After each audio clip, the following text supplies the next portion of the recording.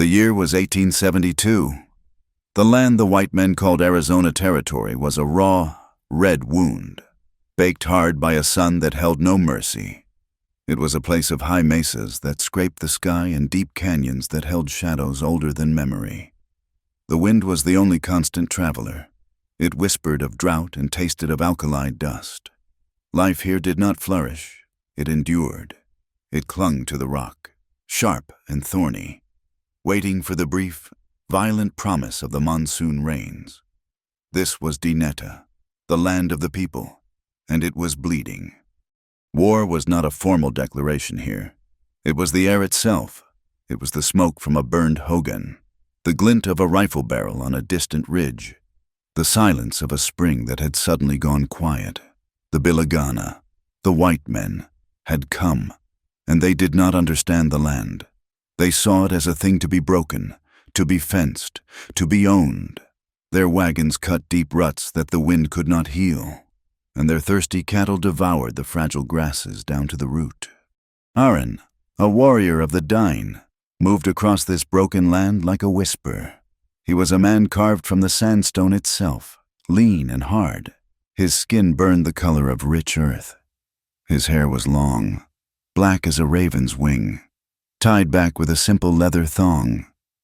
He carried himself with the stillness of the hunter, but his eyes, dark and sharp, held a fire that was all his own.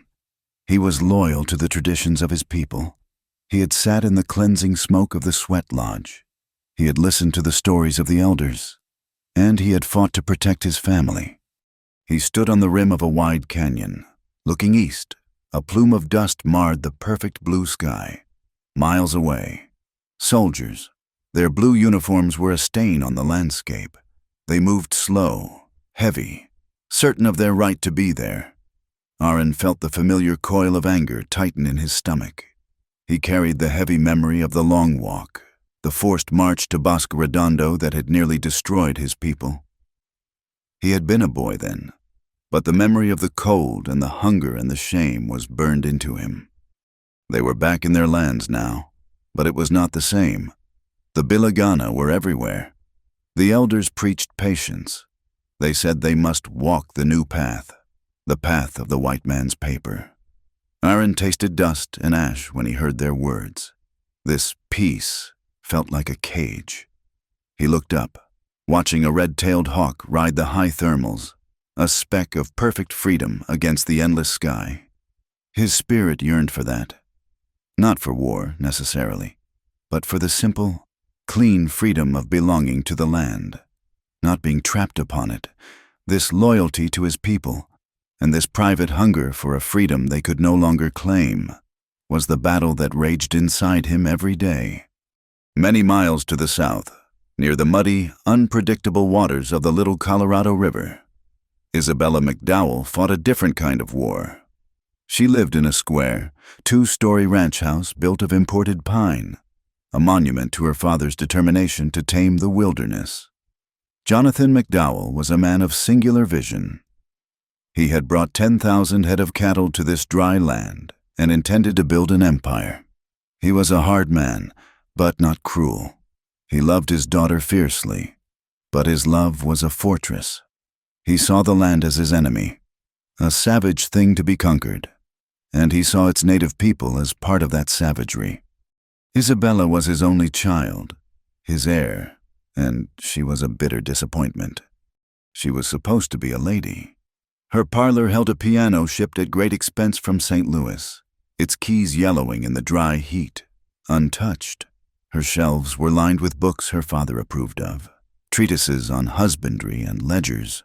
But Isabella's heart was outside, with the sagebrush and the juniper. She was beautiful, with hair the color of worked chestnut and eyes that held the green of the desert willow, but her spirit was as untamed as the land itself. She rode her bay mare, Flicker, with a reckless grace that scandalized the ranch hands and gave her father gray hairs. She wore a divided skirt for riding, a scandal in itself, and she knew more about branding and horseflesh than Mr. Harding, the banker from Prescott who her father hoped she would marry. Mr. Harding smelled of stale cigars and arithmetic, Isabella smelled of dust and sun. She was trapped by her father's love, by her white skin, by the heavy expectations of a world she did not understand and did not want. She would walk the riverbank, finding pieces of pottery washed down from the old ruins, admiring the precise, beautiful patterns. She sketched the datura flowers in her notebook, knowing they were poison, but admiring their defiant beauty.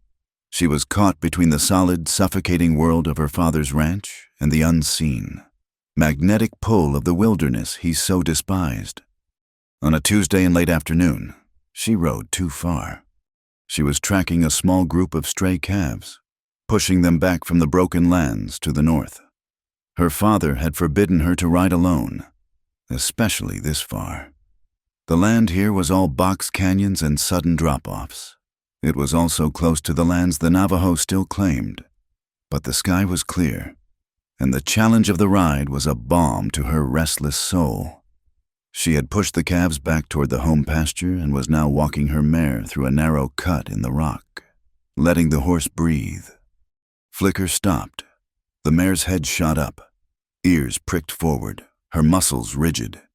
She snorted, a low, nervous sound that echoed in the sudden, profound silence. Isabella's hand went to the rifle she carried in her saddle scabbard, a precaution her father insisted upon. Her heart began a low, heavy drum against her ribs. She was not a fearful woman, but she knew the rules of this land. Silence was often a warning. She scanned the canyon walls, the layered rock glowing orange in the descending sun. She saw nothing, only rock and shadow, and the twisted skeletons of long-dead juniper. "What is it, girl?" she whispered, patting the mare's damp neck. And then she saw him. He was not on the canyon floor. He was above her, on the rim, standing so still he seemed part of the stone. He was a silhouette at first, stark against the burning sky. She saw the long line of a rifle held loosely in one arm. She saw the length of his hair, unbound by any hat, moving slightly in the high breeze. Her father's voice, sharp and certain, filled her head.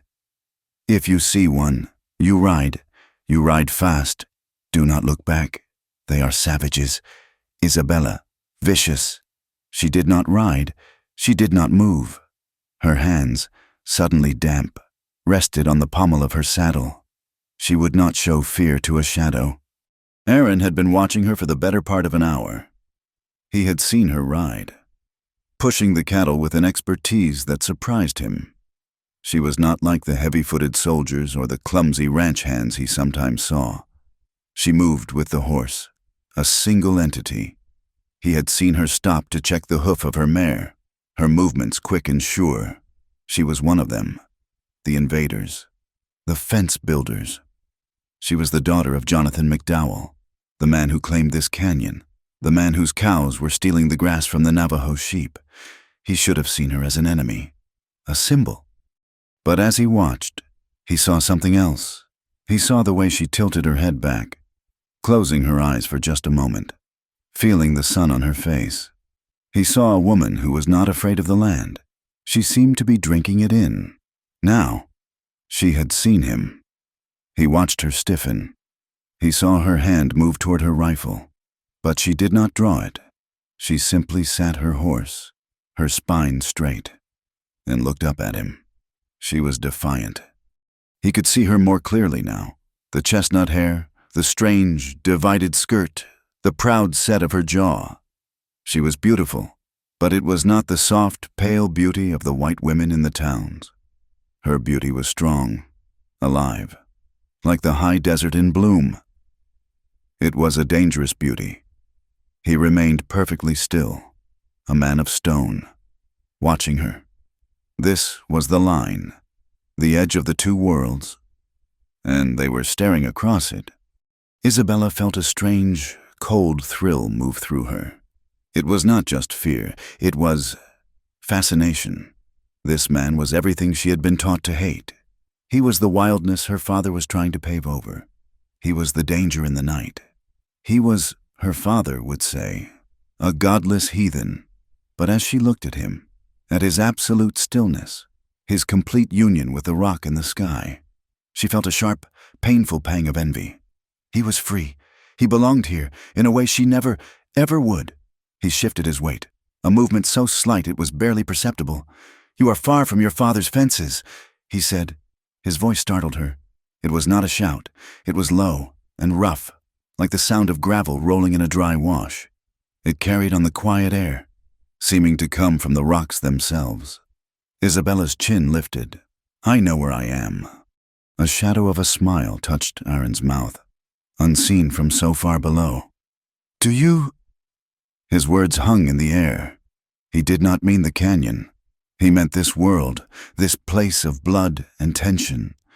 She was stung by the quiet challenge in his voice. "This is McDowell land. The land belongs to no man," he replied, his voice flat. "It only tolerates those who respect it. Your father's cows do not respect it. They are stupid animals. They walk into these canyons and wait to die." He paused, and his gaze seemed to pin her to the canyon floor. "Like you." Anger, hot and sudden, erased her fear. "I am not lost," she snapped, her voice echoing.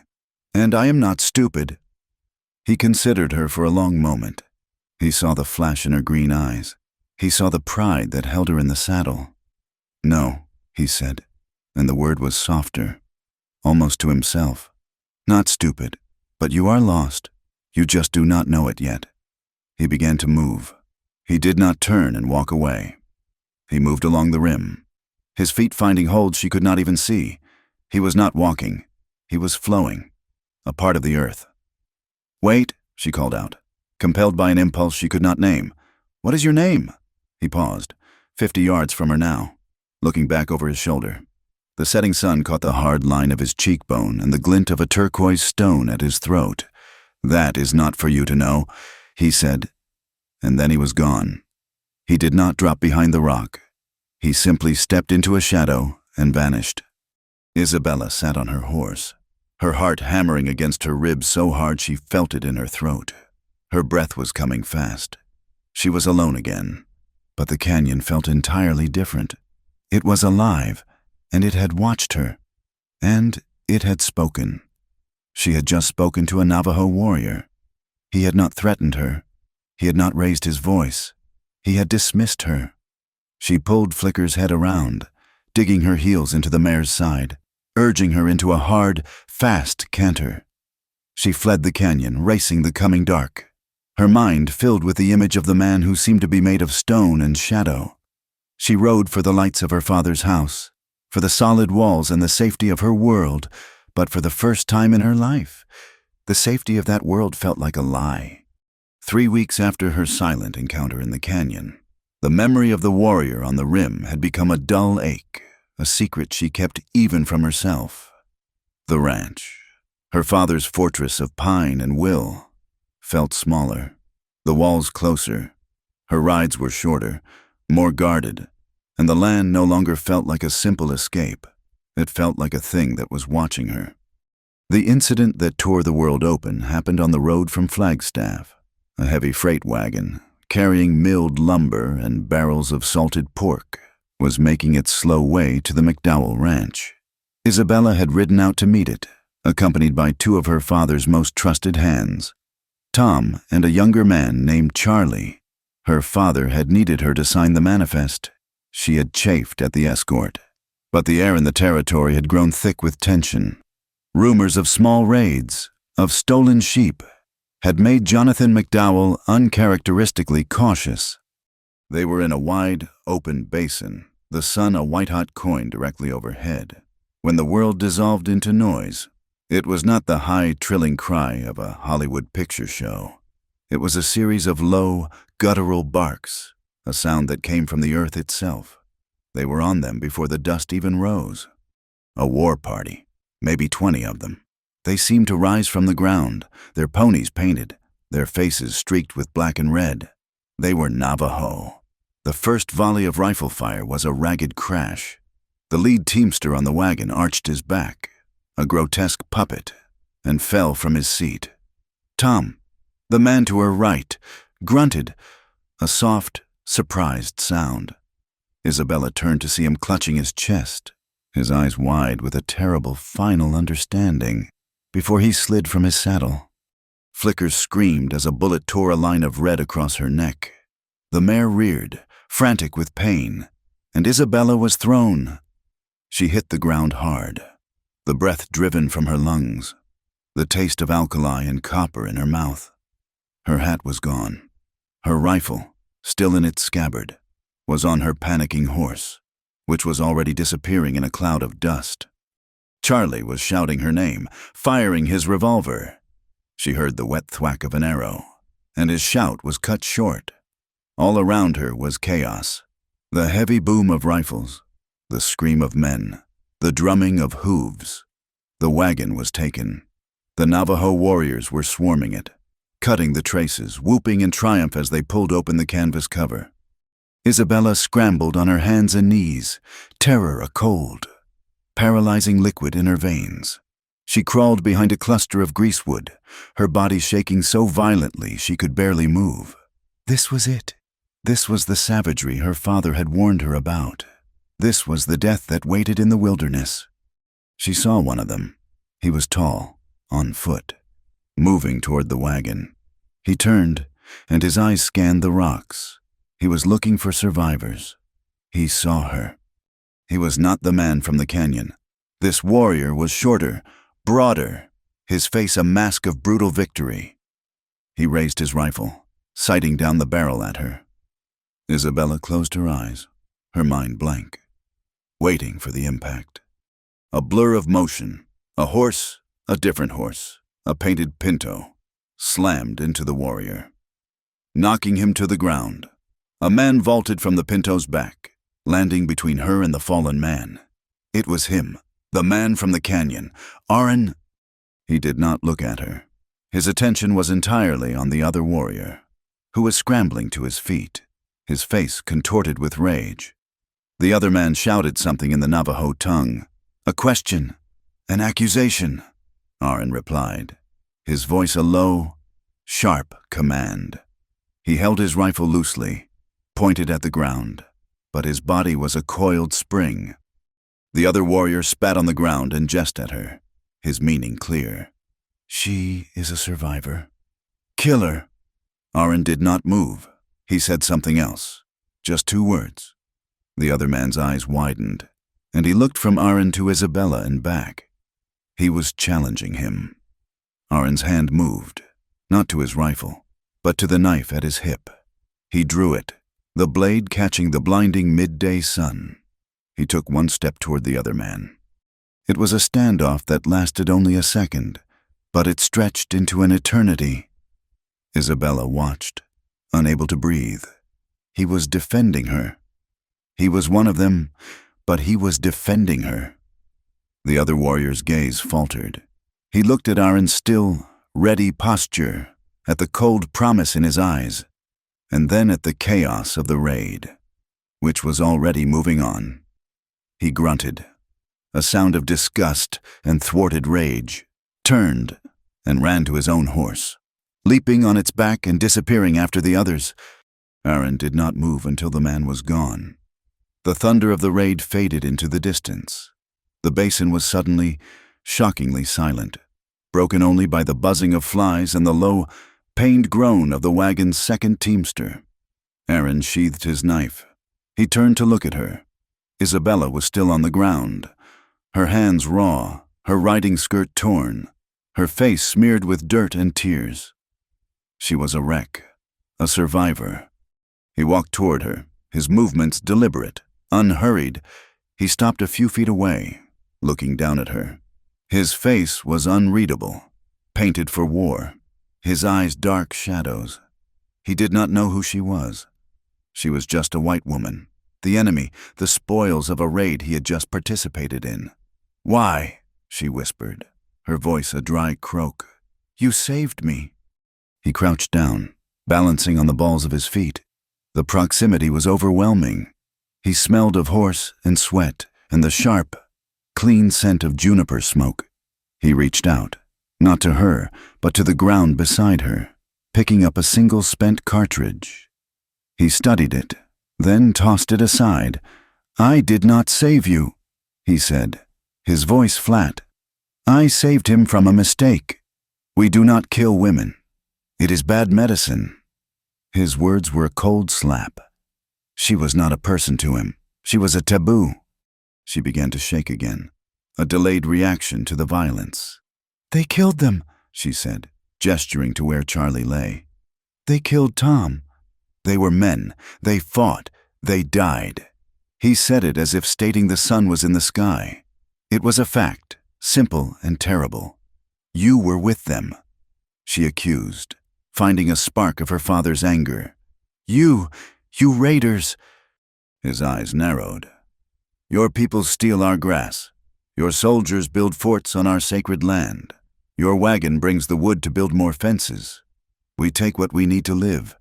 Your men died to protect—" "What?" He gestured to the barrels of pork. "This salted meat." He saw the terror in her eyes, but beneath it, he saw the same fire he had seen in the canyon. He still did not know she was McDowell's daughter. He only knew she was the woman with the green eyes who did not run when she should have. And now, he had touched her life. He had interfered. He had claimed her, in a way, by saving her. He was not sure why. The lie about bad medicine had come easily, but it was not the whole truth. You let me go," she stammered, confused. "Get up," he said, ignoring her. He stood. "What?" "Get up. Go home. Your horse is gone. You will walk. Go east. Keep the sun on your back in the afternoon." He turned and walked to his pinto. He swung onto its back in one fluid motion. "Wait!" she cried, scrambling to her feet. He paused, looking back at her. The silence of the basin was heavy, a shroud for the dead. "You knew," she said, her voice rising. "In the canyon. You knew who I was. You knew I was McDowell's daughter." Aaron's face, already a mask, became perfectly still. He stared at her, and in his eyes she saw a sudden, cold light. He had not known. Not in the canyon, not here. He had seen her as a rancher's daughter then, yes, but he had not connected her to Jonathan McDowell, the man who was claiming thousands of acres, the man who was the sharpest thorn in the people's side. Now, looking at her, this terrified, defiant woman, covered in the dust of his war party's raid. He knew. He had not saved a random white woman. He had saved the daughter of his greatest enemy. A slow, cold smile touched his lips, a baring of teeth that held no humor. "McDowell's daughter," he said, the words a low curse. He looked at the carnage, at the dead men, and then back at her. "Go home, little bird," he said, his voice laced with a new, dark irony. "Tell your father the land is fighting back." He wheeled his horse, dug his heels into its flanks, and was gone. He rode not after the war party, but north, toward the high mesas, a solitary, dangerous figure vanishing into the heat shimmer. Isabella was left alone with the dead. It took her hours to walk home. Each step was a nightmare.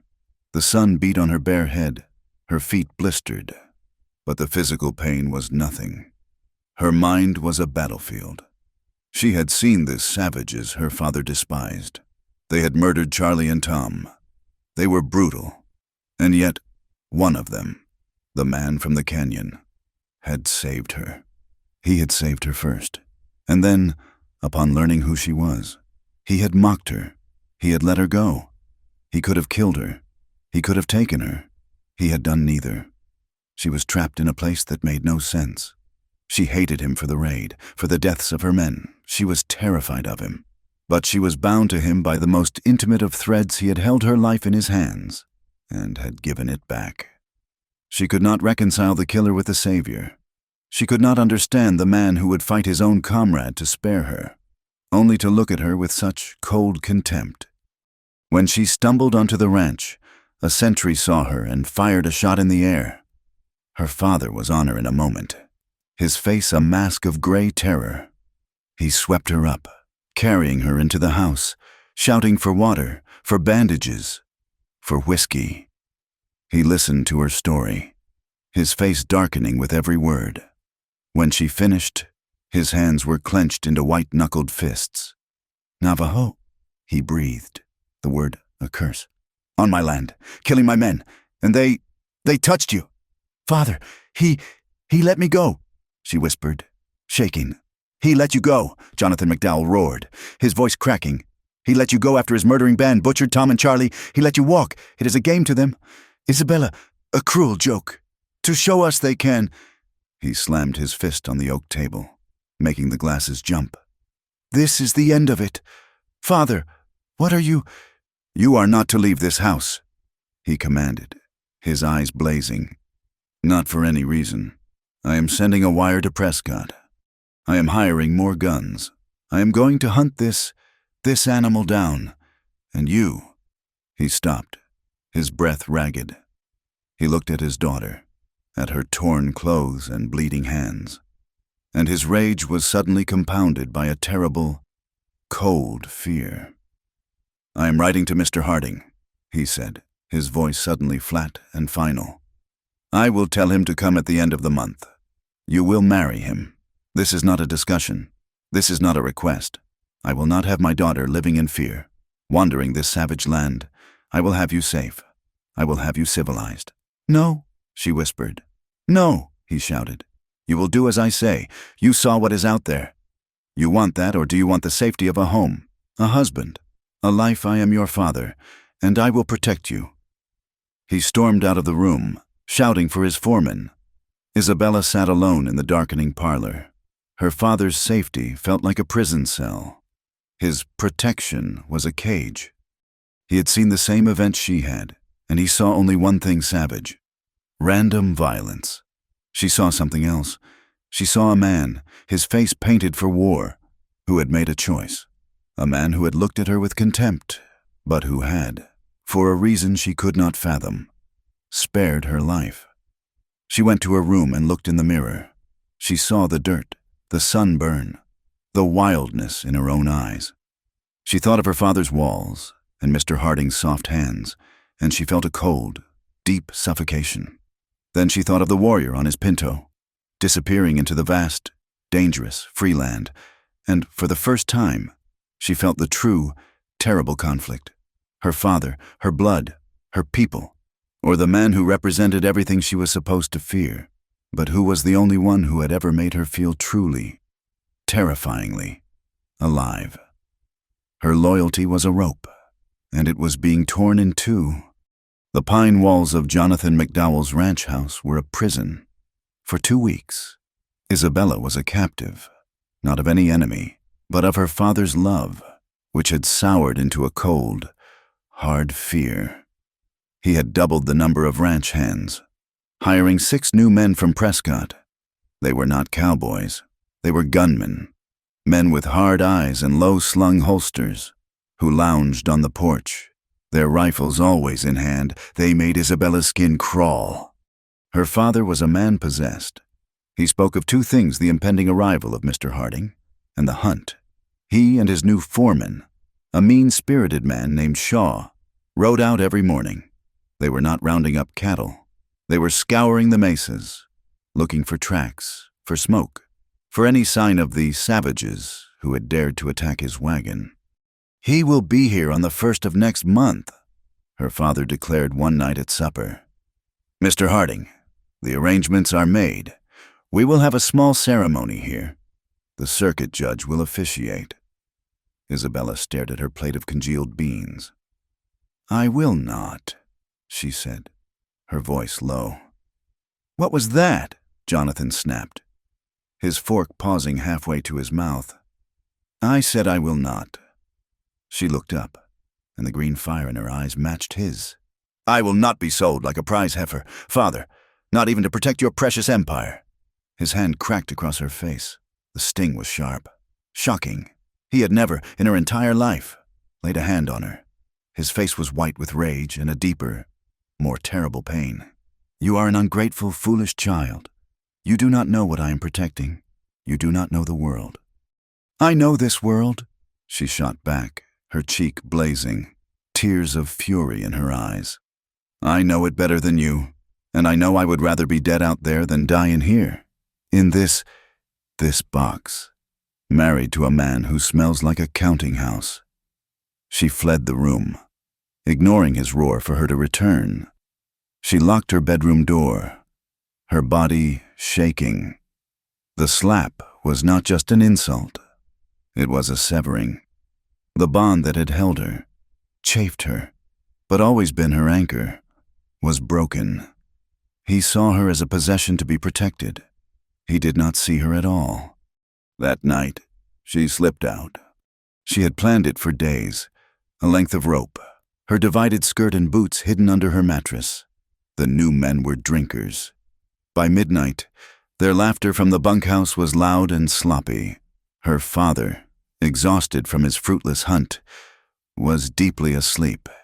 She tied the rope to her bedstead, lowered herself from her second-story window, and landed like a cat on the soft dust below.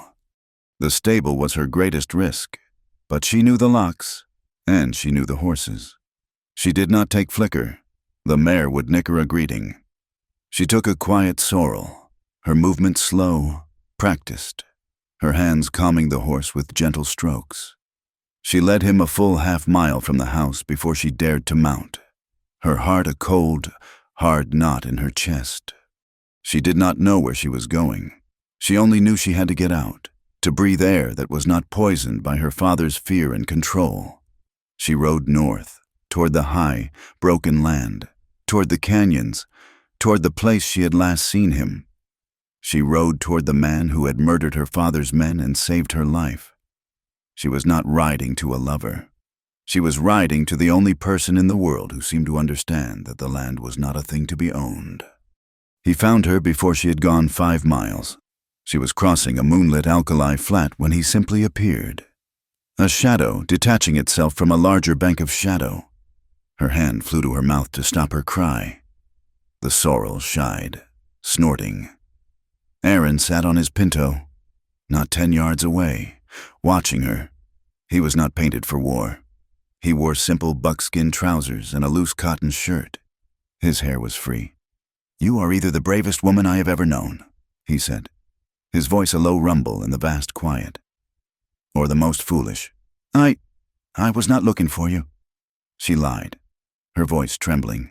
"No," he said, and he urged his pinto closer. "You were just riding toward my people's land, in the middle of the night, while your father's new killers are hunting us. You were running." He was beside her now. The scent of him, smoke and sage, was so strong it made her dizzy. "They are not my killers, and I am not running." "What are you doing, then?" "Isabella." He used her name, and it felt like a brand. "I could not breathe," she whispered, and it was the truest thing she had ever said. He looked at her for a long time, his dark eyes searching her face in the moonlight. He saw the red mark on her cheek, a faint shadow, but clear enough. His own face hardened. "Your father," she flinched, nodding, ashamed. He grunted, a sound of profound, weary disgust. "He would protect you from me, so he strikes you himself. The white man's logic is a sickness." He turned his horse. "Go home. It is not safe. My people are angry. The raid, it was necessary, but it has brought more trouble. They do not understand why I let you live. They think I'm a traitor, or a fool." "Why did you?" she asked, following him. He stopped. "I'm still asking myself that question." "I want to talk to you," she said, bold now. "Not like this, not hunted." He looked at her, at the defiant set of her chin, the desperation in her eyes. He was supposed to be a warrior. He was supposed to hate her, the daughter of the man who was strangling his land. But he did not. He saw a kindred spirit, a hawk trapped in a cage made for a parakeet, and it fascinated him. It called to him. "There are ruins," he said, his voice flat. "The old ones, the Anasazi, 2 days from now, at sunset, by the tall bluff that looks like a sleeping man." He did not wait for an answer. He kicked his pinto and was gone, a ghost disappearing into the sage. She went.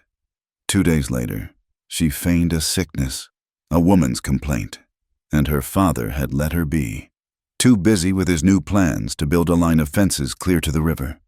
She slipped out, riding hard, and found the place. The ruins were perched high on the mesa, a village of silent stone, melting back into the earth. She felt like an intruder, a ghost in a place that held 1,000 years of memories.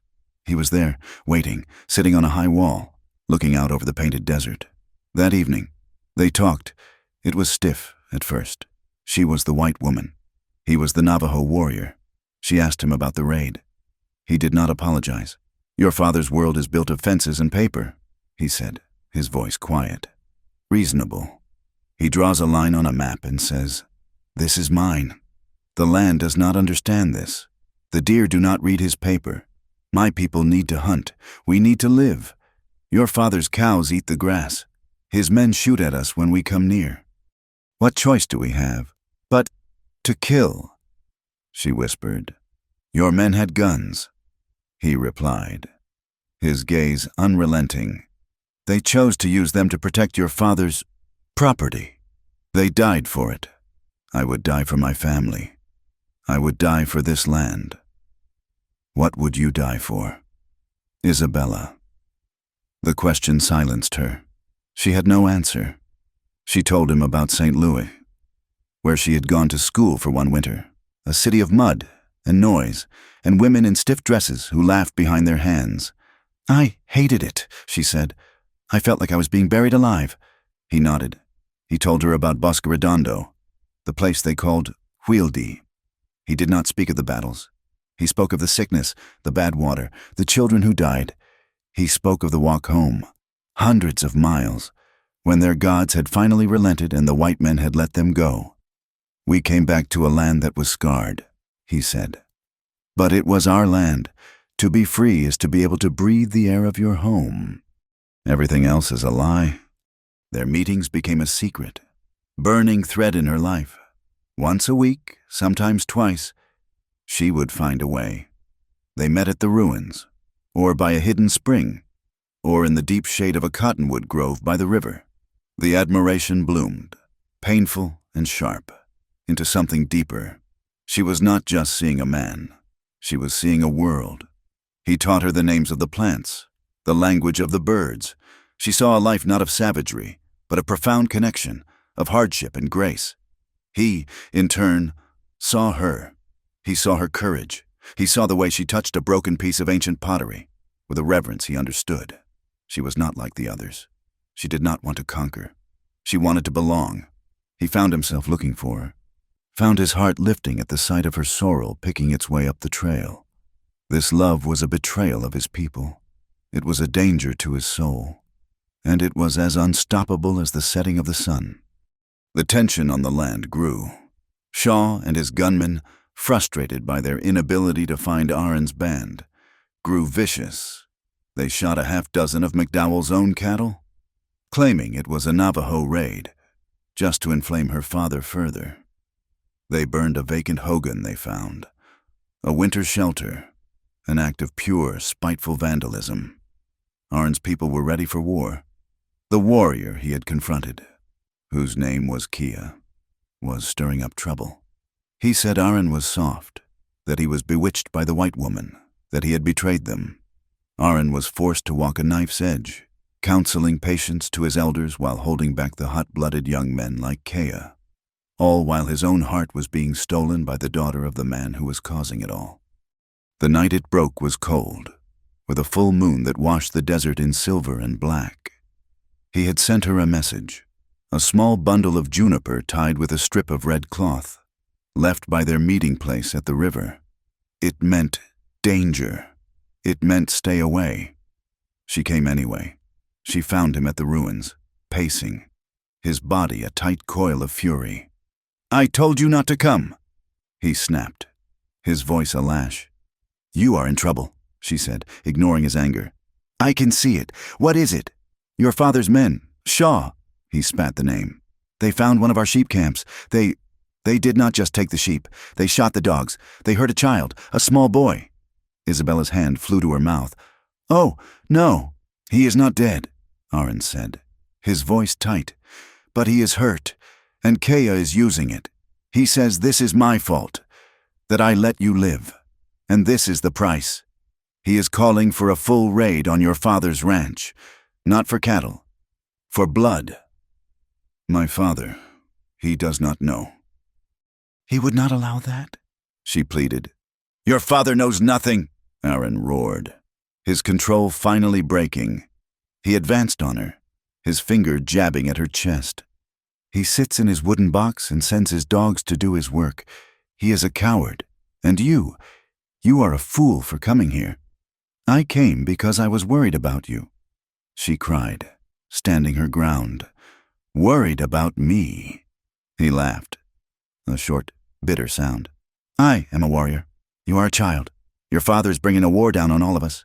And Mr. Harding, he sneered the name, is coming to save you. How did you know about him? I watch, I listen. I know you are to be married. He gripped her arms, his fingers digging in, his face inches from hers. Do you think he will save you from this? Do you think his soft hands and his bags of money will stop what is coming? Let me go, she said, her voice shaking. Or what? He whispered, his eyes blazing in the moonlight. Will you run to your father? Will you tell him you have been meeting the savage in the dark? I came because, She stopped, her breath catching. The unfairness of it, the terror, the love, it all welled up in her. I came because I am a fool. I came because these ruins, this night, you. It is the only thing that feels true. My father's house, that man. It is a lie. I am a lie. But this is real. Her confession hung in the cold air. His grip on her arms did not loosen, but his eyes changed. The anger was still there, but beneath it was a raw, aching hunger that matched her own. He said her name, Isabella. It was not a question. It was a surrender. He pulled her to him. His mouth was on hers, hard and hot and sudden. It was not a gentle kiss. It was a collision. It was the taste of dust and anger, and 2 years of stolen glances. It was the impossibility of their two worlds crashing together. It was a claim. His arm was a steel band around her, pulling her against his hard chest, silencing every protest, every thought. His other hand tangled in her hair, pulling her head back, deepening the kiss, his mouth plundering hers. She did not fight. She melted. Her hands came up, fisting in his shirt, pulling him closer. This was what she had been running to. This was the truth. It was terrifying, and it was perfect. He tore his mouth away, breathing hard, his forehead pressed against hers. You are a fire, he whispered, his voice hoarse. You will burn us both. I know, she breathed, her lips bruised, her body alive. A sound. A single, sharp click. The sound of a rifle being cocked.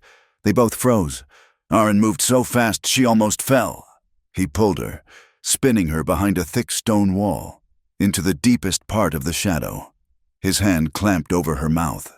He held her, pressed against the cold stone, their bodies aligned, his heart hammering against her back. He drew his knife, his eyes scanning the silver-lit darkness. 2 riders, on the ridge below the ruins. Shaw, and another of the new men. Told you I saw tracks heading up this way. Shaw's voice drifted up, ugly and satisfied. This is where the redskin is holing up. Let's see if we can flush him out. They dismounted, their rifles ready. They were coming up the trail. The scrape of a boot on sandstone, 50 yards down the trail, was like a gunshot in the silence. Arn's hand, which had been tangled in Isabella's hair, was now over her mouth, his other arm a steel bar, pulling her back into the absolute blackness of a collapsed stone room. She was pressed against him, her body rigid, her lungs burning for air she dared not take. His body was a shield. He held his knife, the blade a dull gleam in the thin moonlight. I'm telling you, Shaw, I heard something. The other man, a new hire named Peters, whispered. His voice was too loud, nervous. Shut your mouth and keep your eyes open. Shaw's voice was a low growl. He was close, just outside the wall. He's here. I can smell him. Isabella's heart was a trapped bird, beating against her ribs, a rhythm of pure terror. She could feel Aaron's heart, a slow, steady drum against her back. He was not afraid. He was waiting. He's been meeting someone, Shaw mused, his boots crunching on rubble. Look at this, tracks for 2 horses. He laughed, a short, ugly sound. Got himself a little friend. Aaron shifted, a movement so slight it was more a change in pressure. He was moving her, putting her deeper into the alcove, placing himself in front of her. He released his hand from her mouth, his breath warm on her ear. Do not move. Do not make a sound. Shaw and Peters split up. Peters, his rifle held high, walked past their hiding place, his eyes scanning the open, moonlit plaza of the ruins. Shaw moved the other way, toward the darker side of the mesa. Aaron watched Peters. He let him get 20 yards away. Then he looked at Isabella. He put one finger to his lips, a silent command, and he was gone. He did not run. He flowed out of the alcove, a shadow detaching from the wall. He was on Peters before the man could turn. There was no shout, just a choked grunt, the sound of a hard impact, and the clatter of a rifle on stone. Aaron had hit him from behind, a single, precise blow to the base of the skull with his knife hilt. Peters crumpled. "Peters!" Shaw's voice called out, sharp with sudden alarm. "What was that?" Shaw came running, his revolver drawn, skidding to a halt over his fallen partner. "You—" He saw Aaron, standing 10 yards away, a silhouette against the moon. Shaw raised his pistol and fired. The shot was a deafening crack, the bullet whining off the stone where Aaron had been a second before. Aaron was moving, circling, using the maze of broken walls to his advantage, drawing Shaw away from Isabella. "Run!" Aaron's voice was a sharp command from the darkness. "Get to your horse ride." Isabella's feet were frozen. She would not leave him. "I've got you now, you red devil!" Shaw snarled, firing again, wildly, into the shadows. "I'll skin you for what you did to that wagon." "He is not dead," Aaron's voice came from a new direction. "But you will be." "Come and try," Shaw taunted, backing into the center of the plaza, turning, trying to find him. Isabella watched, her hand over her mouth, her mind screaming. She saw Shaw, exposed in the moonlight, and she saw Aaron, a shadow on a high wall, his rifle raised. He had Peters' rifle. He had a clear shot. He did not take it. He was not a killer. She realized, not like this. He was a warrior, but he was not a murderer. "Shaw!" she screamed, stepping out from the shadows. The man whirled, his pistol coming up, his face a mask of shock. Miss McDowell." In that second of hesitation, Aaron was on him. He came off the wall like a hawk, his body slamming into Shaw, sending them both tumbling into the dust. The pistol flew from Shaw's hand. It was a brutal, desperate fight, not of skill, but of strength. Shaw was a big man, and he fought with a silent, vicious fury, his hands going for Aaron's throat. Aaron was quicker, his knife in his hand, but he was using the hilt, not the blade, striking at Shaw's wrist, his temple. You traitor!" Shaw choked, his eyes wild in the moonlight, on Isabella. "You, with him your father, oh God, when he finds out." He heaved, throwing Aaron off, and scrambled for his gun. "No!" Isabella screamed. Aaron kicked the gun away. He straddled Shaw, his knife finally at the man's throat. Shaw froze, his breath sobbing in his chest, his eyes wide with the terror of his own death. "Kill me then," Shaw spat, blood from his split lip running into his beard. "Kill me, and they will hunt you to the ends of the earth. Her too." Aaron's arm was rigid, the muscles in his forearm standing out like cords. He looked at the man beneath him. This white man, who had hurt a child, who had hunted him, who had insulted the woman he looked at Isabella. She was watching, her face pale, her hands clasped so tightly her knuckles were white. He could not kill him, not in front of her, and Shaw was right. It would make her an accomplice. He slammed his fist into Shaw's jaw, a single, brutal, concussive blow. The man's head snapped back against the stone, and he went limp. Silence. The only sound was Aaron's harsh, ragged breathing. He stayed there for a long moment, his chest heaving, the knife still at the unconscious man's throat. Then, slowly, he stood. "You should have run," he said, his voice flat, exhausted. I could not," she whispered. He walked to her, took her arm. "We have to, now." "What about them?" she asked, looking at the two unconscious men. "They will wake in a few hours, but one of them, Shaw, he saw you." The terrible reality of it hit her. What will he do?" "He will go to your father," Aaron said, pulling her toward the trail. "And he will tell him his daughter is the warrior's whore, and your father, he will not send gunmen this time. He will send the soldiers. He will say, 'I kidnapped you.'" His words were a cold prophecy. They rode hard. Not to her ranch, but away, north, into the mesas. But they were too late. Shaw was a man fueled by hate and a new, terrible leverage. He did not go to McDowell. He rode straight to Fort Wingate, babbling of kidnapping, of a brutal Navajo warrior, and the poor, terrified daughter of the territory's most important rancher. It was the excuse the army had been waiting for.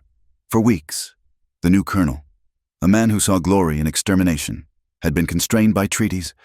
Now he had a cause, the rescue of a white woman.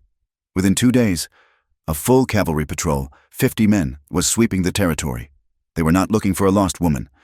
They were on a mission. Aaron and Isabella saw the dust plume from miles away.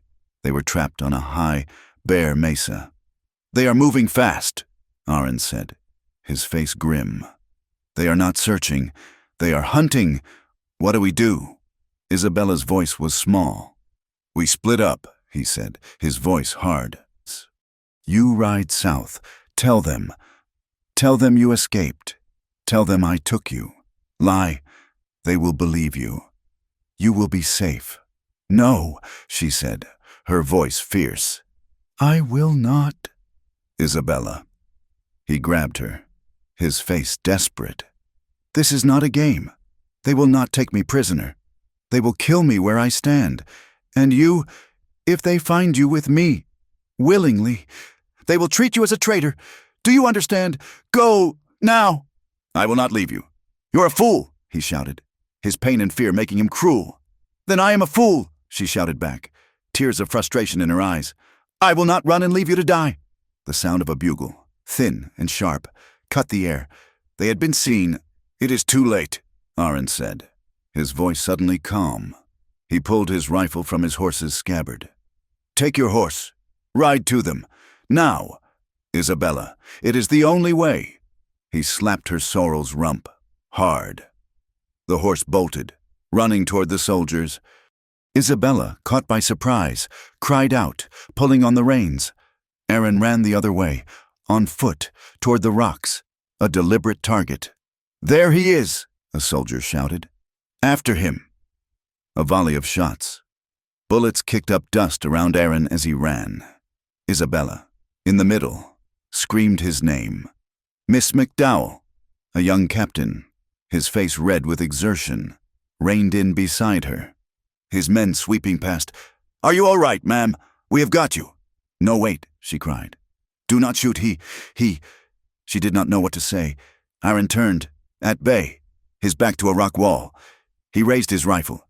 He was not going to let them take him. "He saved me," she screamed, the words tearing from her throat. The captain looked at her, his face a mask of confusion. "Ma'am, hold your fire," he bellowed. But Kia had been watching. He and 2 other young warriors had been tracking Aaron, furious at his betrayal. Kia saw the soldiers hesitate. He saw Aaron, trapped. This was his chance to prove Aaron a coward, a traitor. He raised his own rifle and fired, not at the soldiers, but at the rock above Isabella's head. The shot spurred the soldiers back into action. Thinking they were under a larger attack, they returned fire. A ragged volley toward Aaron. He went down.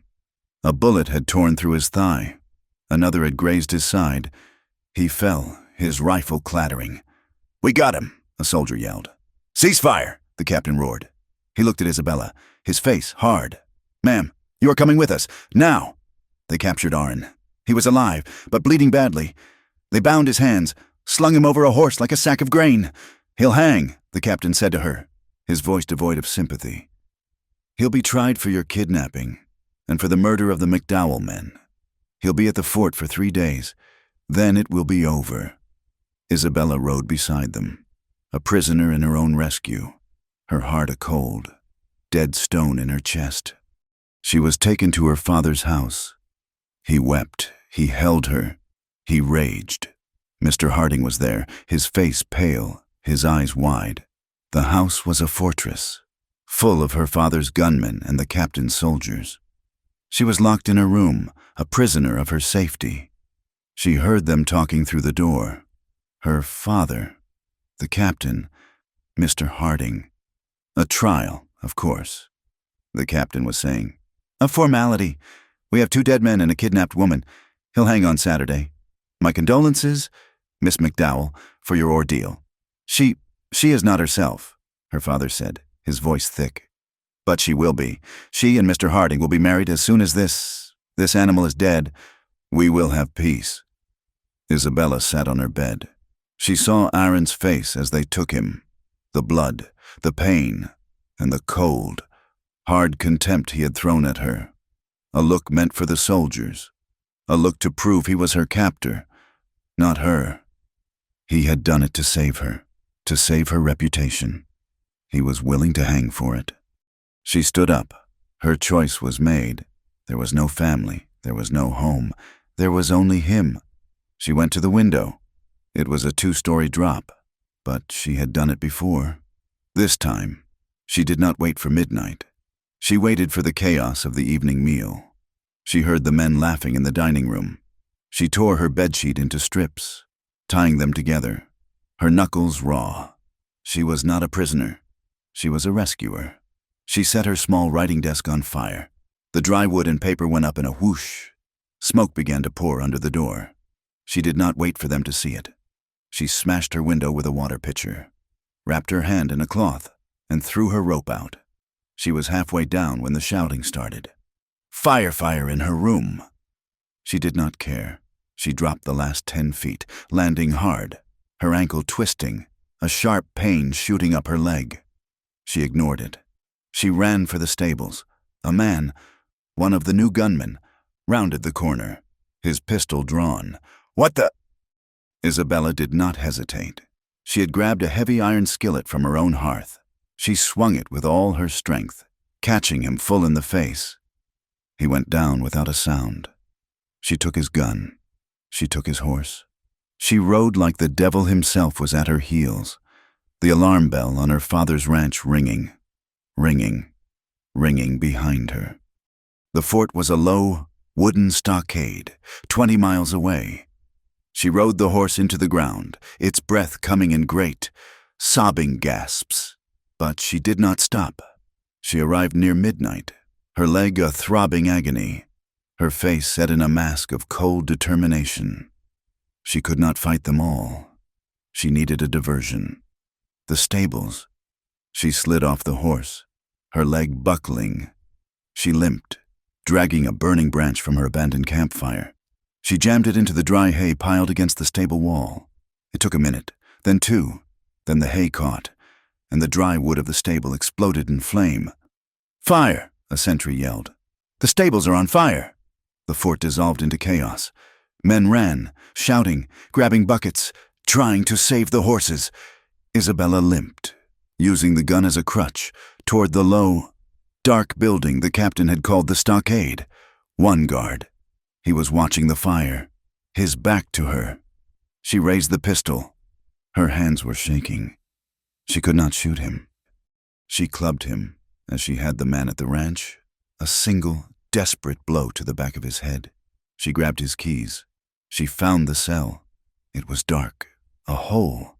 "Aaron," she whispered, fumbling with the lock. A shadow moved in the dark. "Isabella." His voice was a raw, disbelieving croak. She got the door open. He was there, chained to the wall. His face pale, his leg crudely bandaged. "You are the most beautiful, terrible fool I have ever known," he breathed. "Get up," she whispered, her voice breaking. "We have to go." She worked on the lock of his shackles, her fingers bloody. "I have a horse. We need two," he said. He was pulling at the chain. His strength, even wounded, was terrifying. The staple groaned in the soft wood. "We will take one from the fire," she said. The shackle lock snapped open. He was free.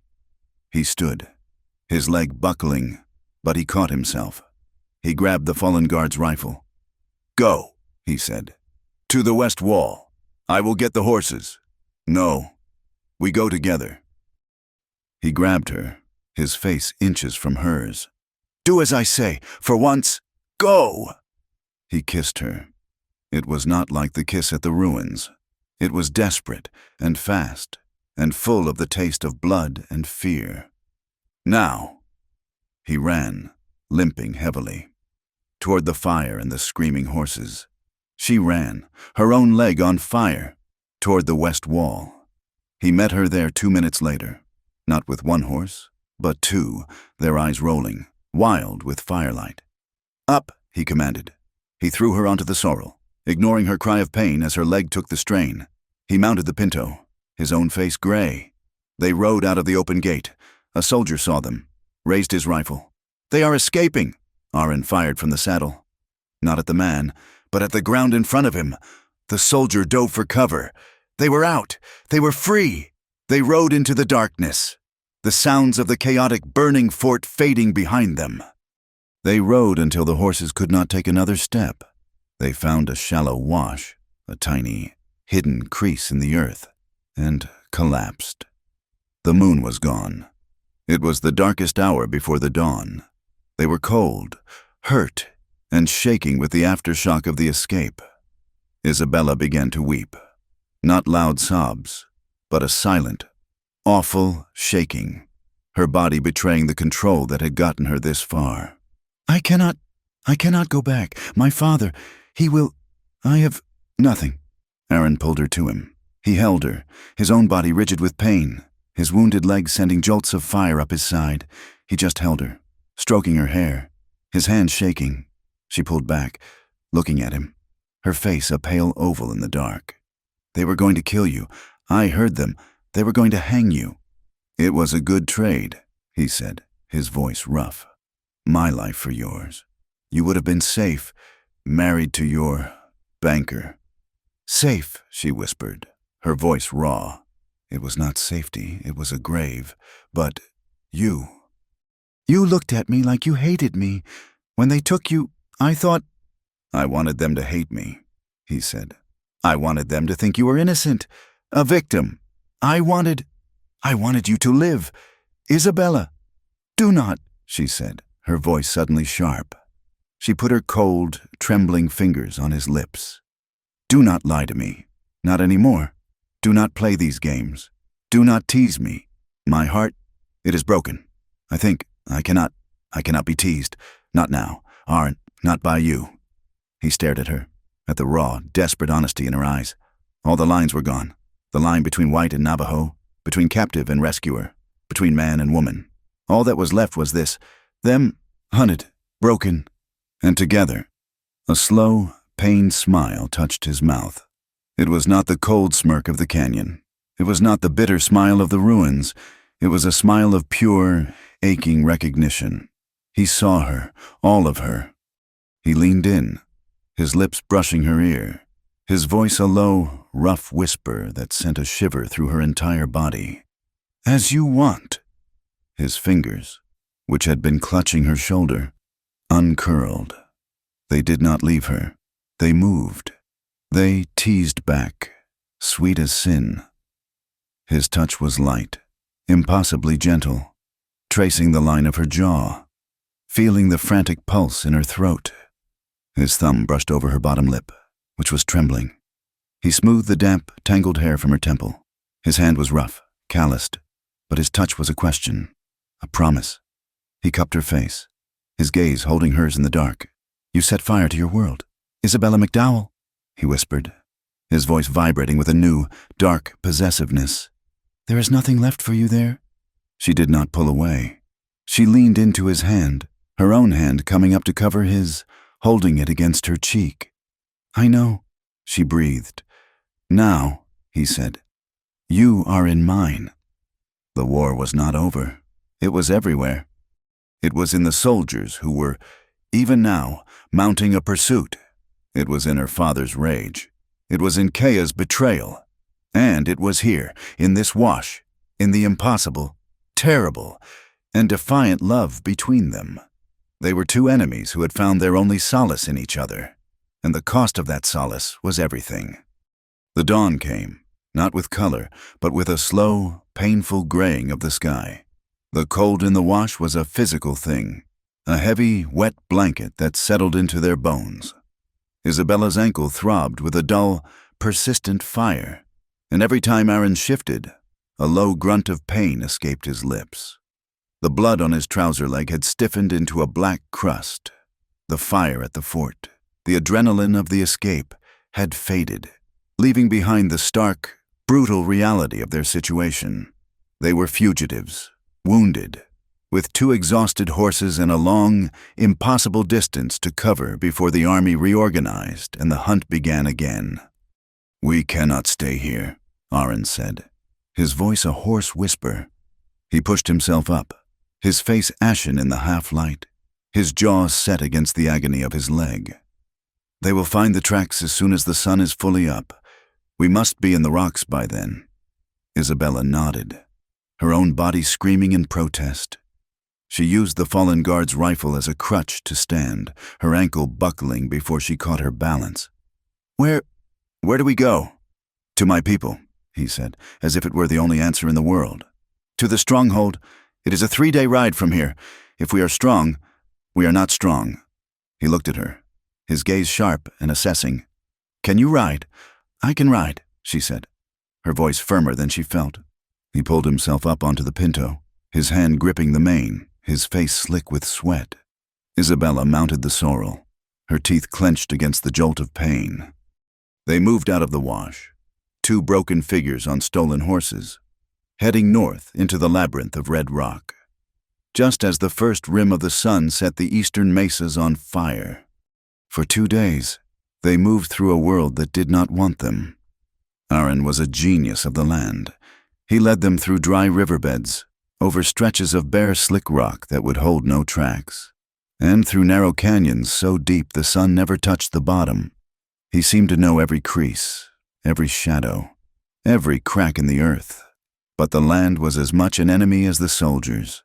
The heat was a hammer blow by day, the cold a penetrating chill by night. They had no food, and the water they found in rock pools, or tanks as he called them, was warm and tasted of minerals. Aaron's wound was festering, the crude bandage was soaked through, and a fever had begun to glitter in his eyes. He swayed in the saddle, and sometimes he would speak in the low, singing tones of his own language. His words meant for someone who was not there. Isabella, her own ankles swollen to twice its size, would ride beside him, her hand on his back to steady him, her heart a cold knot of terror. She was his nurse, his guide, his guard. When he slipped into delirium, she would pull him from the horse and lay him in the thin shade of a juniper. She found a spring, and using a strip of her own torn skirt, she bathed his face. She cleaned his wound. It was a terrible, gaping hole in his thigh, the flesh around it an angry, violent red. She did not know what to do. She packed it with cool, wet mud, as she had once seen a ranch hand do for a horse, a desperate, ignorant act of care. Kea, he mumbled, his eyes closed, his hand gripping her wrist. He saw, you. Hush, she whispered, stroking his damp hair. It does not matter. Rest. It matters, he insisted, his eyes flying open, lucid for a painful moment. He will tell them I am a traitor, that I chose you. You saved me, she said. I damned us, he breathed. and his eyes slipped closed again. On the third morning, they saw them. They were on a high ridge, looking down into a wide, open valley that Aaron had said they must cross. Below, miles away, was a line of blue, a cavalry patrol, moving slowly, sweeping the valley floor. And they were not alone. Beside the captain, on a large black stallion, rode her father. Jonathan McDowell was at the head of the hunt. Behind the soldiers, a string of pack mules, and 2 supply wagons. This was not a patrol. This was an expedition. This was an invasion. Aaron saw them. He slid from his horse, pulling his rifle with him. He was too weak to stand, so he leaned against the rock, his breath coming in ragged gasps. "Isabella," he said, and his voice was the flat, final voice of the canyon. "This is the last moment, your last choice. What are you talking about? Look," he pointed. "Your father, he is not just looking for you. He is looking for a war. He has brought his wagons. He means to stay. He will not stop until he has burned every hogan, every cornfield. He will do this to save you, and because of me." She stared at the tiny figures, her father's rigid back unmistakable even from this distance. The man who had slapped her, who had locked her in, who had tried to sell her, and who, now, was risking everything to get her back. The old, familiar rope of loyalty and guilt pulled tight around her heart. "You can stop him," Aaron said, his voice empty of emotion. "How? Ride down there. Ride to him. Tell him I took you. Tell him you hate me. Tell him I beat you, that you fought, that you finally escaped. Tell him anything, but make him believe it. He will be so happy to have his daughter back, his world made right. He might listen. He might take his soldiers and go home. Your home." He looked at her, his face a mask of fevered pain. "Go, Isabella. Go back to your people. This is not your fight. I have brought this on my family. I will lead them away. I will give them a chase." She looked from the distant, orderly line of soldiers, her father's world, to the man beside her. He was leaning on a rifle, his legs shattered, his body on fire, hunted by his people and hers. He was offering her an escape. He was offering to die so she could go back to the prison she had just burned to the ground. She looked at her father. She felt a profound, aching sorrow, a sense of an ending so deep it felt like a death. He would never understand. He could not. To him, this land was a thing to own. To her, it was a thing to belong to. She turned her back to the soldiers. She walked to Aaron. He watched her, his dark eyes unblinking, his face tight. She knelt beside him. She said nothing. She took the filthy, mud-caked bandage from his leg. She took her canteen, and with the last of their clean water, she began to wash the wound. Her hands were gentle, steady. She tore another long, clean strip from the hem of her petticoat and began to bind the wound tightly, expertly, a clean, white flag against his dark skin. His hand came up, his fingers gripping her shoulder.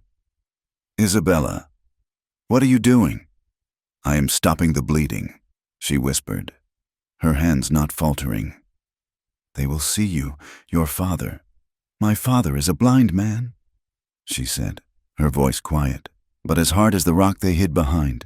She tied the knot, her movements precise. "He is looking for a daughter who is already dead. She died in a fire at a fort. She died when he raised his hand to her. I do not know who she was." She finally looked up, her green eyes meeting his. "I am not going back. My home is not there. It is here, with you, if you will have me." For a long moment, he did not speak. His fevered gaze searched her face, looking for any sign of doubt, of fear. He saw none. He saw only a woman who had made an impossible choice. He saw a warrior. "They will hunt us," he said, his voice rough. "Then we will hide. My people, Kia, they will not accept you. Then I will make them." A slow, pained smile touched his mouth, the same smile he had given her in the wash, the smile of recognition. "You are," he whispered. A fire. You will burn us all. Then we will burn together, she said. He helped her mount, and then she helped him. She had to pull him, his dead weight almost too much for her, onto his pinto. He was fading fast.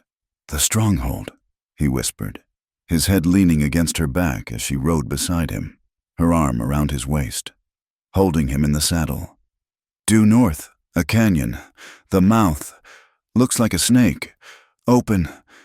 He was unconscious before he finished the sentence. She rode for a day, guided by his last, fevered words. She found it, a narrow slit in a massive sandstone wall, a canyon that was invisible until you were upon it.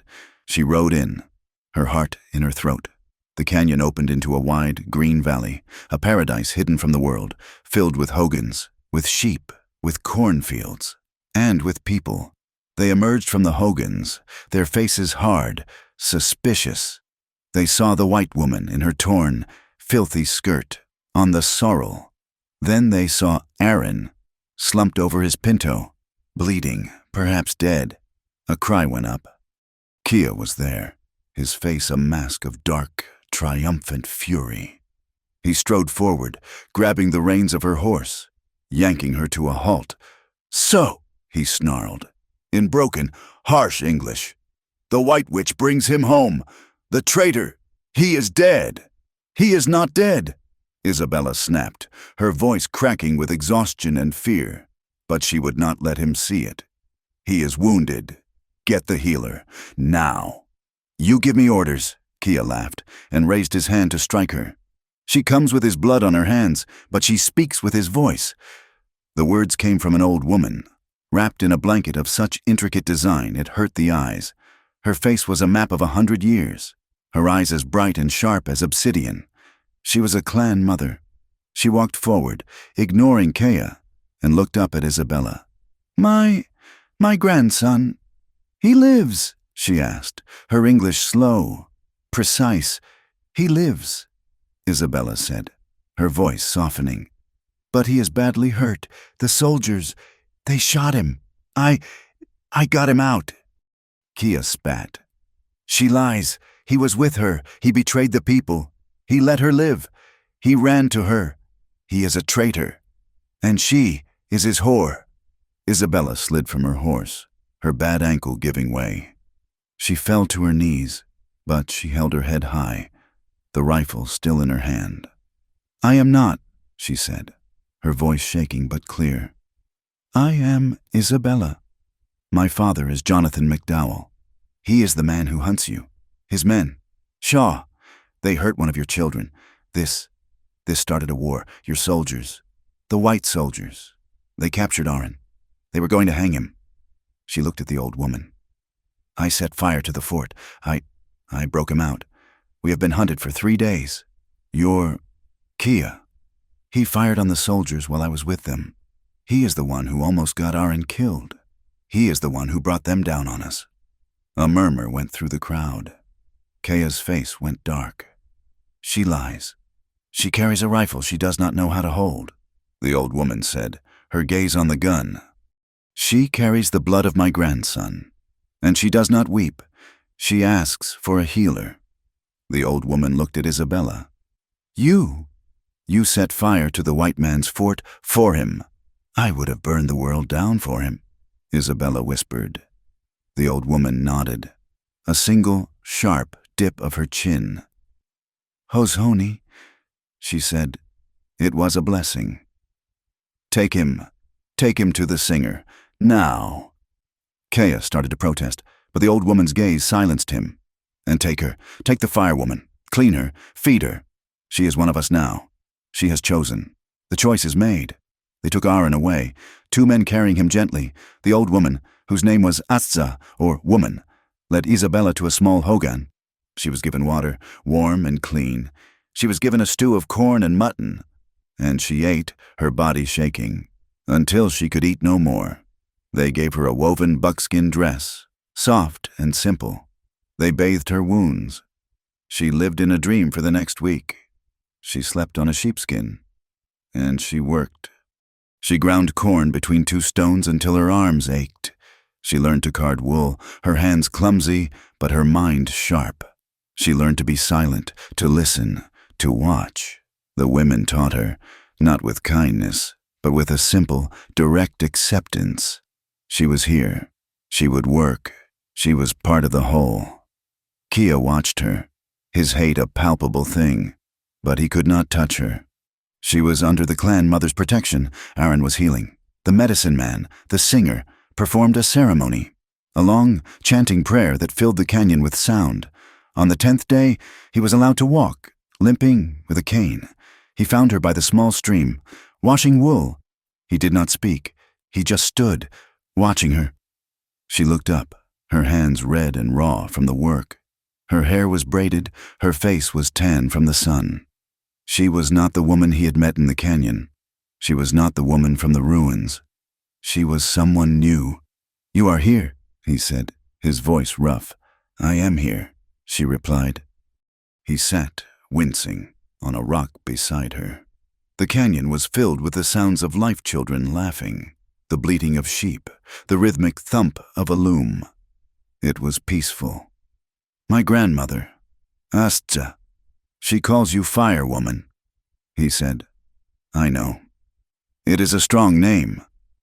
"I have to be strong," Isabella said, not looking at him. "Kea, he hates me. He speaks against you. He says you are weak, because of me." "When Kea speaks," Aaron said.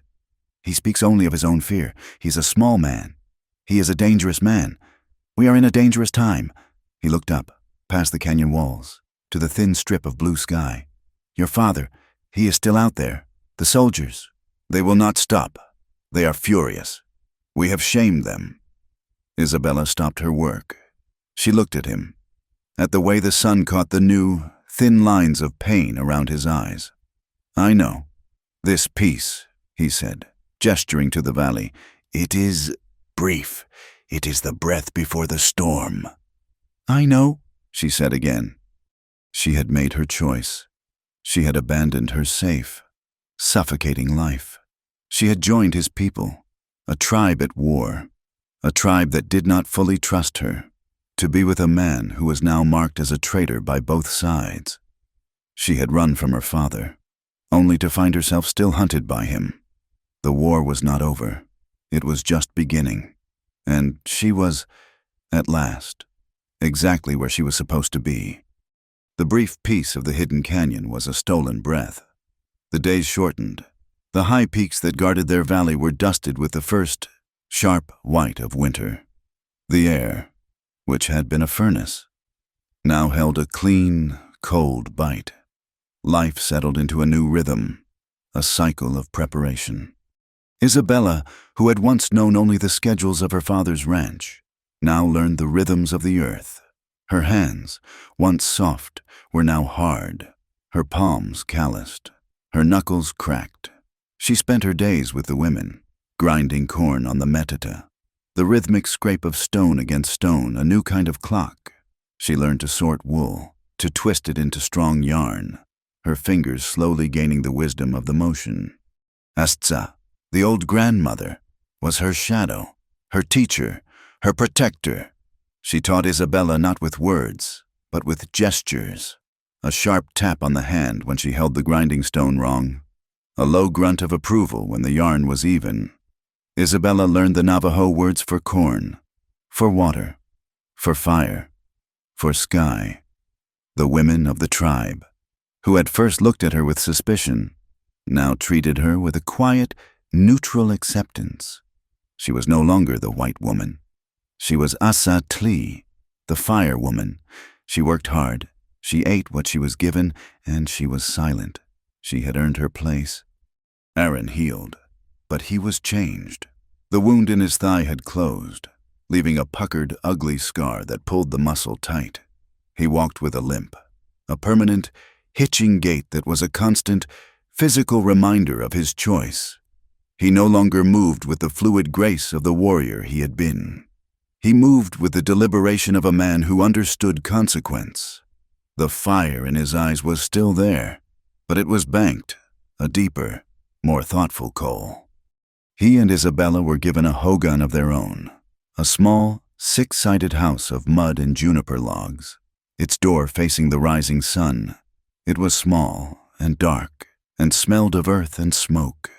And to Isabella, it was the only true home she had ever known. They were not married in the white man's way, with a book and a judge. One evening, Astza had come to their fire. She had taken Isabella's hand and Aron's hand, and had simply tied them together with a thong of soft leather, and had spoken a long, low blessing for Hosho, for peace, for balance. In the eyes of the people, they were one. But the war was not over. It was only waiting. Kea had not forgotten. He watched Isabella with a hate that was a cold, pure thing. He saw her as the source of all their trouble.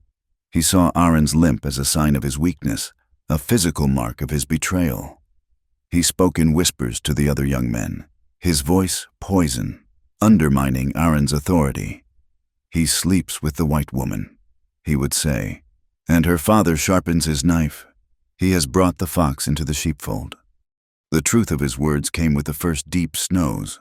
A scout, half frozen, returned from the southern rim. He had gone to watch the McDowell ranch. He brought news that settled like a shroud over the valley. "He is still there," the scout reported to the elders. "The one they call McDowell. He has not gone. He has built a fort, a wooden wall, by the river. The soldiers are with him.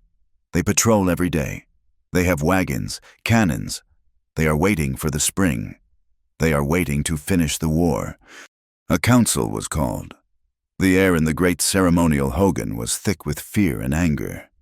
Kea stood, his face a mask of fury. "We are trapped. The white man builds a cage around us. And why? Because of him." He pointed at Aron, who sat beside his grandmother. "He brought her here. He brought this curse. He saved the white woman who should have died. And now, her father will kill us all to get her back. I say we give her back." A murmur of agreement. Fear was a powerful motivator. "Give her back." Kea continued, his voice rising. "And perhaps they will let us live. Or we kill her. We kill the witch, and we send her head to her father, as a message." Isabella, sitting in the women's section, felt a cold blade of fear. But she did not move. She kept her eyes on the fire. "You will not touch her." Aron's voice was not loud, but it cut through the hate like a stone axe. He stood, his limp pronounced in the silence. "She is my wife. She is dying. She burned the white man's fort. She fought the soldiers. She has done more against the Bilagana than you have ever done. Kea, with your loud mouth and your empty boasts." "She is white," Kea roared. "And I am her husband," Aron replied, his hand resting on the knife at his hip. "You will have to kill me first, and I do not think you have the courage for that." The two men stared at each other, the promise of blood thick in the air. "Enough." Azaz's voice was a thin, sharp reed, but it silenced them both. She rose, a small, frail figure.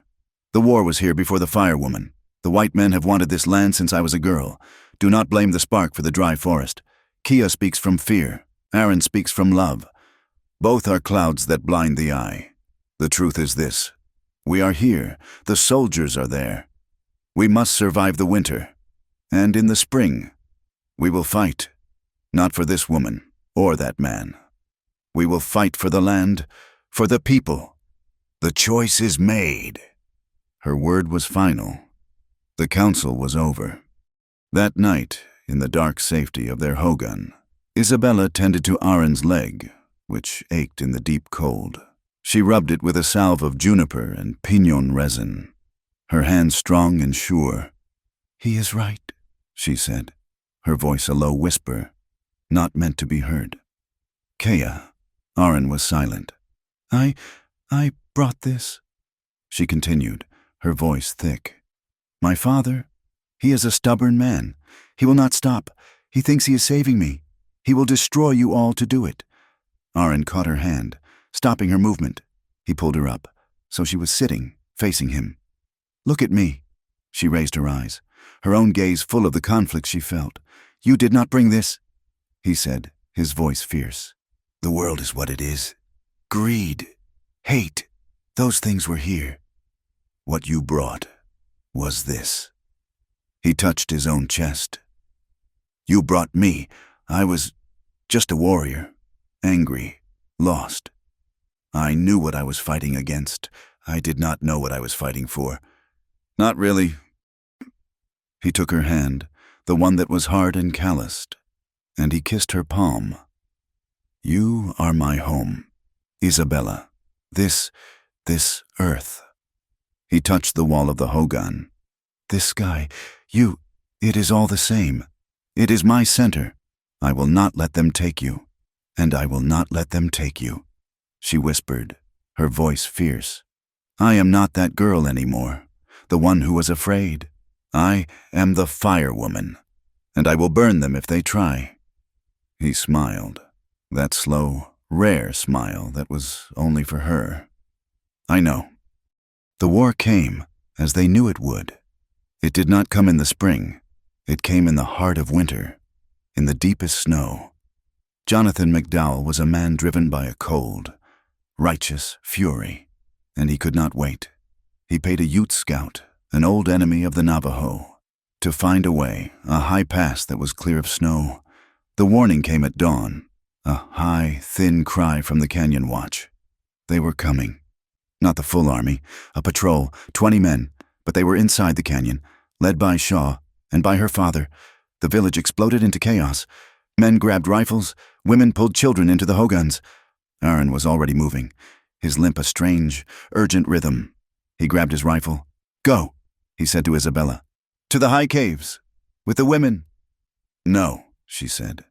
She grabbed the rifle she had taken from the fort guard. She had practiced, every day. She could load it. She could shoot it. Isabella, this is my home, she said, her voice as flat and hard as his had once been. I will not hide. I will fight, for my home, for my husband, for my people. He stared at her, in her buckskin dress, her hair in 2 long braids, her face streaked with the ash of the morning fire. She was the most beautiful and terrifying thing he had ever seen. He nodded. Then stay by me. They ran, side by side, to the rocks at the head of the valley. The soldiers were dismounted, moving slow, spreading out. Her father was there, his face a pale, grim set of lines under his hat. Shaw was beside him, pointing. There, Shaw yelled, spotting them. There's the witch. A rifle cracked. A bullet sparked off the rock above Isabella's head. She did not flinch. She raised her own rifle, braced it on the rock, and sighted down the barrel, not at her father, but at Shaw. She fired. The heavy gun kicked, bruising her shoulder. The shot went wide, but it made Shaw dive for cover. Fire! Her father roared. The battle was joined. It was not a grand thing. It was a desperate, ugly skirmish in the snow. Among the rocks, Aaron, Kia, and the other warriors fought with a desperation born of defense. They were not fighting for land. They were fighting for their families. Isabella fought beside them. She loaded, and she fired, her movements mechanical, her heart a cold, hard stone. She saw Kea take a bullet in the arm, and she saw him keep fighting. She saw her father, his face a mask of disbelief, watching her, watching his own daughter fire a rifle at his men. The fight turned. The Navajo were in their own land. They knew every rock. The soldiers, exposed, in the open, began to fall back. Retreat, the captain yelled. Back to the horses. Shaw stood. To run. Aaron raised his rifle. He had a clear shot. No, Isabella said, putting her hand on his arm. He will come back, Aaron said, his voice grim. I know, she said. Let him. This one is mine. Her father was the last to leave. He stood, his men retreating past him, and he just stared at her, across the snow. He was maybe 100 yards away. He could have raised his rifle. She could have raised hers. They just looked at each other. He saw a stranger, a savage, in a deer-hide dress, her face wild. She saw a man, old and broken and wrong. A terrible, aching pity rose in her, a feeling so sad it almost choked her. Go home, she whispered, a word he could never hear. Please, go home. He turned, his back stiff, and he walked, following his beaten men, out of her life. They did not know if it was over. They knew only that they had survived. That night, the canyon was quiet. The victory was a sober one. Kea, his arm in a sling, came to their hogan. He did not speak. He just laid a small, dry piece of venison at their door, a sign of respect, and he left. The war was not over. The world outside was still aflood, white and angry, determined to wash them away. But in the canyon, there was a peace. Isabella and Aaron stood on the rim, looking out at the vast, cold world. The snow had stopped. The moon was a sliver of ice. He will be back, she said. I know, Aaron said. He put his arm around her, pulling her close. His limp was more pronounced, his leg aching from the fight. Her shoulder was a mass of purple bruises. They will never stop, she said, leaning her head against his shoulder. This fight between your world and his, it will go on, long after we are dust. Yes, he said. He looked up at the stars, the cold, sharp diamonds of the dying sky. But they cannot touch this. He held her tighter. This is the only peace we will ever have. It is not the peace of a dead world, Isabella. It is the peace of a living one. It is hard, and it is cold, and it is beautiful, and it is ours. She closed her eyes, breathing in the scent of him, smoke and cold air. She had set her old world on fire, and from the ashes, she had found this. A man, a people, a home. It was not a life without fear or without war, but it was a life of her own choosing. And in a world built on theft and hate, a single, brave choice for love was the only thing that could ever truly change a soul. It had changed hers, and it had changed his, and that, in the end, was a future. Thank you so much for listening to our story. We are so glad to have you here with us. Where are you listening from tonight? Let us know in the comments.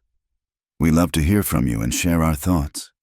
If you enjoyed this tale, please consider subscribing to our channel, Wild West Tales, and give this video a like. And if you really want to support us, press that hype button, so this story can be heard by even more folks. We appreciate you more than you know.